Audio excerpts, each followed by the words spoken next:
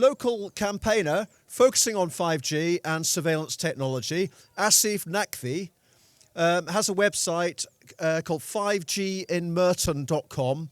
I'll repeat that, 5ginmerton.com.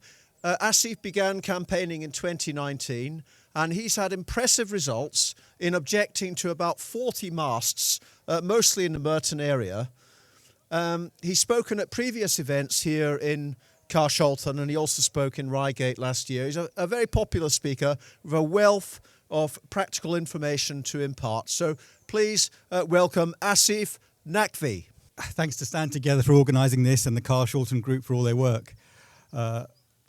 Yes, my name's Asif, and I started some time ago looking at this, initially reluctantly because I didn't want it to be true, and I had to concede it was. There is a lot of health implications to 5G. The strange thing is that everything is put in a compartment that has been created by ICNIRP. This is a body, the International Commission for Nonionizing Radiation Protection, behind which the government and local bodies hide behind. The contention is that it's essentially the standards or the guidelines were set up in 1998, and things have moved on since then. Other than that, it only looks at tissue heating as a biological effect, because most of the people who conducted these trials, I mean, the way it was done is another story, but they were scientists that were physicists and electronic engineers, technical people rather than biologists. And so they only recognized tissue heating as an indication of harm. So if you get enough exposure that your tissue heats, then okay, we'll consider that harmful. So these bodies, what I found when I started is that there was something shocking where a senator, Senator Blumenthal in America, he wrote, in fact, to all the top people, all the CEOs of telecoms companies. He said, have there been any independent trials or independent studies into safety and 5G and its health implications? No one answered. So he hauled them in. It's quite a famous video. He hauled them in, and they had to concede there were none. So when that was said, he concluded by saying, well, then we're flying blind.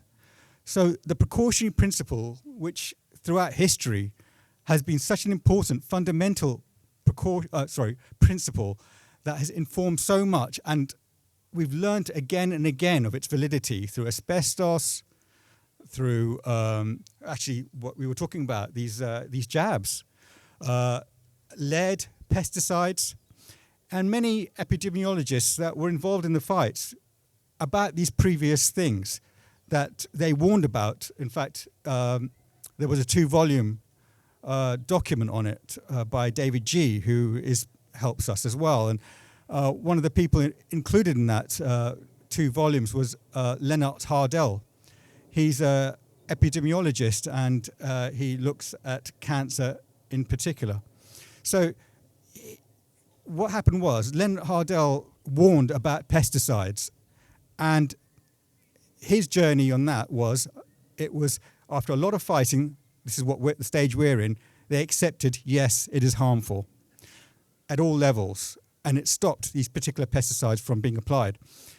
So then he moved into 5G. He talked about that as a worry, and that got a lot of scientific experts, a lot of senior people to come along because of his track record. So so there've been no 5G studies, as I mentioned, but only last year and this year have 8 been done by Lennart, and all have shown harm in individuals. Previously healthy individuals were showing symptoms and biological effects. So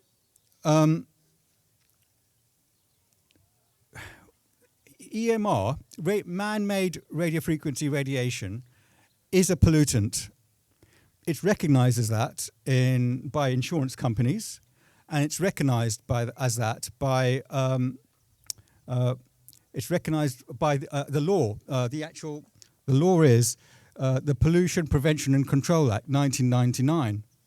So, if it's a pollutant, we're getting these smart cities, and there's all these transmissions that are feeding back what the air quality is, but these very things that are sensing these things are emitting pollution. It's just that we can't see it or smell it. So it's out of sight, out of mind. And that's where, and also people become more sanguine about it. But again and again, there's cumulative effects. This is known as non-ionizing radiation, which means that unlike X-rays, it doesn't take off electrons in your cells and make your systems unstable to create DNA damage. But cumulatively, it does. It creates oxidative stress, which again and again, when meta-studies have been done, 90% of studies show this when they're looked at.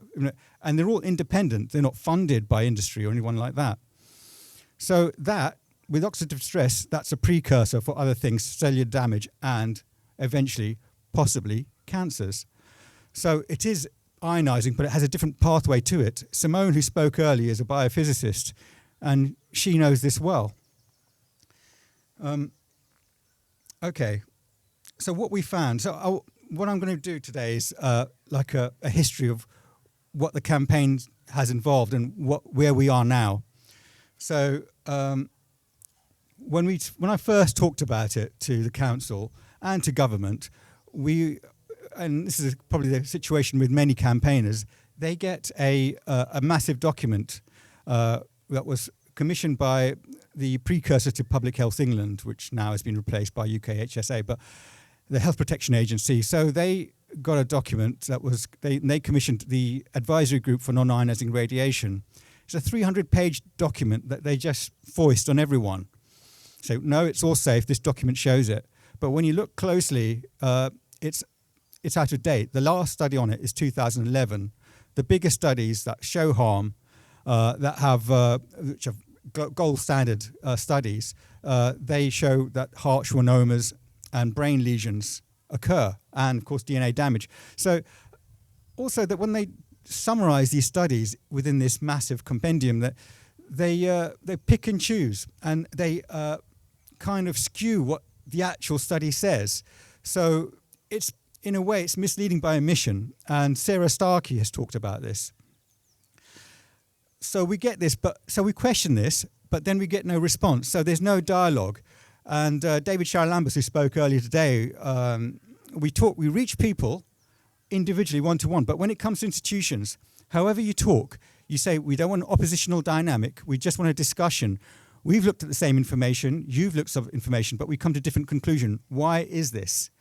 And we get no response. So that's what we found. So, and I want to give you an example, a real-world example of how crazy the situation is. So, first of all, this technology is uninsurable. I should say that. That was another thing. Apart from the Blumenthal hearing, this is what also got me into it. That if some bodies with money in the game are saying, no, we're not going to insure it, and I subsequently checked this, 2 journalists checked this as well, Swiss Re, the insurers of insurers, and Lloyd's of London, the biggest underwriters, they won't insure it because they feel the guidelines, i.e. ICNRP, are potentially not protective because it doesn't look at things other than tissue heating. Neither does it protect against, or neither has it tested for people who are more vulnerable, the elderly, children. Children have a larger surface area and more exposed, therefore, surface area to volume. So, and people with metal implants, it's very, very unpredictable how these signals behave when they hit metal inside the body. So they're uninsurable, and they actually cite the asbestos example as something that is akin to this situation. So I want to read this bit because I want to get this right. It's about smart motorways. Panorama did an FOI in 2014, and they found that in 5 years before a road on the M25, a section of the M25, was converted into a smart motorway, there were just 72 near misses on that motorway. So that's over 5 years. In the 5 years after, there were 1,485. Why is that? Because there's no hard shoulder. People have to stop. And oftentimes the systems that put, those red X's that you see on the gantries, they don't operate. They're very unreliable. The system's called Dynex, I think. And there have been many deaths. So the families, the bereaved who have tried to take legal action, what happens is when they try and go for corporate manslaughter in these situations, the CPS, what they say, the defendants would be the national highways on this, and the CPS say that in legal terms, the organisations, Highways England, now known as National Highways, do not owe road users a relevant duty of care under the term set out in the Corporate Manslaughter and Corporate Homicide Act 2007. So if something goes wrong and you've just got to stop, your car goes wrong and there's no signage to tell other road users that there's a car stopped and there's nowhere for them to go, then nothing. You've got no leg to stand on. You've got no compensation or anything. In January 2024, there was a 6-car pile-up, and that's because these motorways are called all lanes running, and the smart system was turned off in the all lanes running. And the reason why was because this system, Dynax systems, crashed, and it crashes a lot. It's a very unreliable system, and it disabled the radar technology that detects stranded vehicles, leaving control room staff unable to close lanes to traffic. So they're sitting ducks. At the same time, it's revealed that this was a whistleblower who worked for National Highways, who revealed this to the Telegraph on the condition of anonymity. They said the motorway safety systems are prone to power outages, as I say, and they lasted over 541 hours in numerous locations over the summer of 2023. So the upshot, Edmund King of the AA, president of the AA, they're not listening to us. Now here's the AA. As we have been warning for years, this smart motorway experiment has failed yet again, putting lives at risk by leaving car occupants as sitting ducks. Simon Williams, the RAC head of policy, said it's frightening to see just how fragile our so-called smart motorways are. When lives depend on technology, there should be fail-safes in place to prevent this kind of incident from happening. This proves that the safety, technology and emergency refuge areas can never replace the hard shoulder. We once again urge the government to act before it's too late. The ministers refuse. The ministers have said they refuse to reinstate the hard shoulder on all routes, which would effectively scrap the smart motorway system. So 5G, it's here. It's being pushed aggressively, not because it's 5G, because it enables the Internet of Things. It enables a surveillance system, and the economic benefit, because I've discussed with the council and with different bodies that 5G, you've declared a climate emergency in many boroughs, my council included. It does not accord with this emergency because the actual energy use, the biggest cost of any telco is energy consumption. And the energy use of this is huge. It's 3.5, at least conservative estimate, of a 5G mast takes 3.5 times more than a 4G one. So what that means is that if you've got a 5G mast, that's equivalent, again, we did the calculations and had checked, of 73 three-bed homes, according to the Ofgem figures in 2020 when there was lockdown, so more people on home at that time. So it's a huge energy-consuming thing. But what the local government says is 5 minutes. What local government says is that the economic benefits of 5G and the social benefits supersede the environmental, which they concede it is extremely energy consuming and is not environmentally friendly, which is what they're focused on. It supersedes that. It's more important. But I've received no cost benefit analysis, and that's what they're meant to do. I received no information beyond that, no evidence. And in 2010, when Cameron came in, the civil service were meant to take an evidence-based approach to policy. So what we're seeing is, by any means, they will ignore you. So what do? We just need numbers. We need more of us to press the case, leading pressure. We need not people just to know, but to act on what they know in any way that they feel comfortable.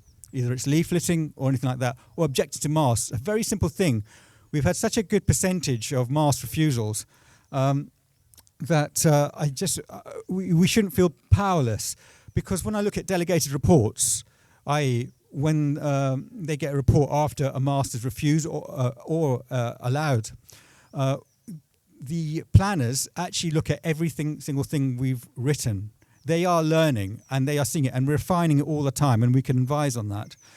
So we've stopped around 80% of these masks, even one on appeal, and it's not difficult to do, honestly. So there's a whole load of other stuff. I'll just speed up to what's happened now. A campaigner called Ian Jarvis, who's based in Wolverhampton, he found that when there's masked plans, the applicant have to supply a certificate of ICNRP conformity. In pretty much in my borough, in pretty much every one, in fact 100%, I would say, yeah, they use a company that no longer exists. It's not in Companies House, it's not in EEC register as well. So this is a company that had been disbanded in 2015, November of 2015. We talked to the planning inspectorate. They said there's hundreds of such cases and they're investigating. So potentially the many masks that are already up there do not comply or with ICNRP guidelines. And we found this. And now we are actually, there's a case where we're meant to get exclusion zones with every single mask application. I've never seen one. So we found this out. It puts the government, I hope, in a more tricky situation. So we've got all these things covered. We've got deaths happening with smart motorways. They don't work, but they're plowing ahead. It's very odd. It's very odd indeed. Plus the health implications. They're willfully ignoring it. It is willful. So what do we do now? We've got something happening. We've got litigants in person. People talking about these just round up. People are talking about how to stop people who've got a mask very close to their homes, 17 meters away. How do we fight back against this? And how do we fight against this? The way it has succeeded when they've got an approved mask to be removed is when Matt Warman, who was the head of DCMS, Digital Culture, Media and Sport, who was a minister of that, he just phoned up a mate because in his constituency, a mask came very close to a school in his constituency. People were up in arms. And that was approved. He just called his mate at the telecoms company behind it, and they didn't go ahead. Okay, we won't do it now. So it's one rule for them and another for us. So that's a sheer cant and hypocrisy. When we listen to people in very authoritative tones saying we're wrong, don't believe them. Just push back and don't get emotional and tell them the facts. And with people, find out what their interests are, ask them questions, and then plant the seed, and hopefully we'll move this thing forward. Thank you very much.